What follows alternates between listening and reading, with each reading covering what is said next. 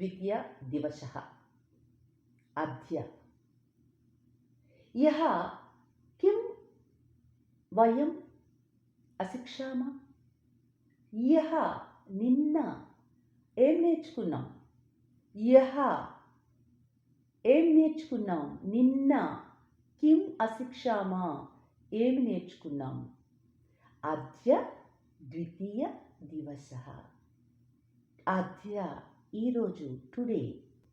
స్వనామ కథనం పురుషం కథం సంబోధనీయం స్త్రీ కథం సంబోధనీయం అపి అశిక్షామ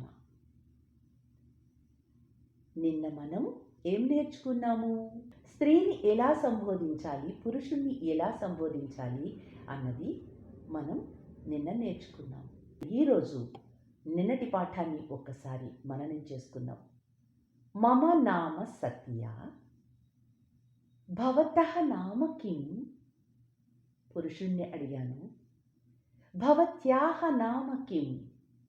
స్త్రీని అడిగాను భవతః భవత్యాః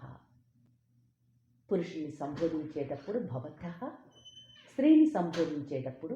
భవత్యాః అలాగే మనకి చాలా క్లోజ్ అనుకున్న వాళ్ళు పేరు అడగాలన్నా చిన్నపిల్లల పేరు అడగాలన్నా తవ నామ కిం తవ నామ కిం ఇవి నిన్న నేర్చుకున్నాం మరి ఈరోజు నేనేం చేస్తున్నానో చెప్తాను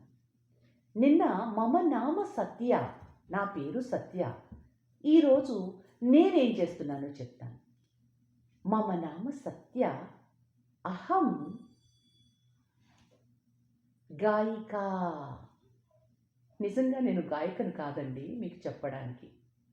గాయిక మమ నామ సత్య అహం వార్తావాహిక నేను న్యూస్ రీడర్ని నేను సింగర్ని నేను వృద్ధురాల్ని అహం వృద్ధా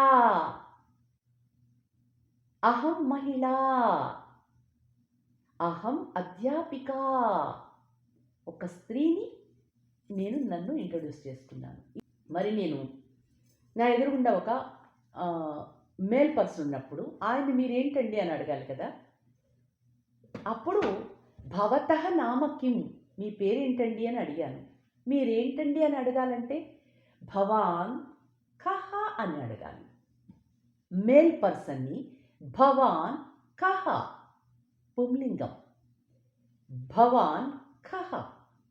అప్పుడు ఆయన ఏం చెప్తారు అహం వార్తావాహకః అహం గాయకః అహం పురుషః అహం అధ్యాపకః ఇట్లా ఆయన చెప్తారు నేనేమడిగాను భవాన్ కహ అని అడిగాను అదే స్త్రీ అనుకోండి మహిళ ఉందనుకోండి అప్పుడు నేనేమడుగుతాను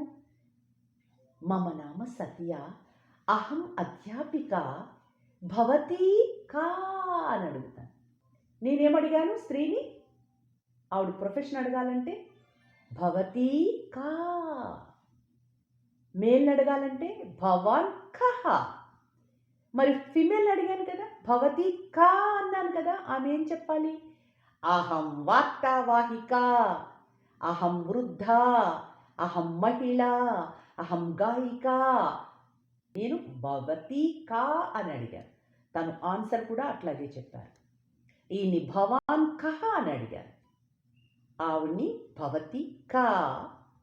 పుంలింగంలో భవాన్ కహ అవగతంగా మరి ఈరోజు ఇంతటితో ముగిద్దాం పునః స్వః మిలామః పునః స్వః మిలామః with lots of love your Satya ఎంతో ప్రేమతో మీ సత్య బహు ప్రేమ్ణ యుష్మాకం సత్య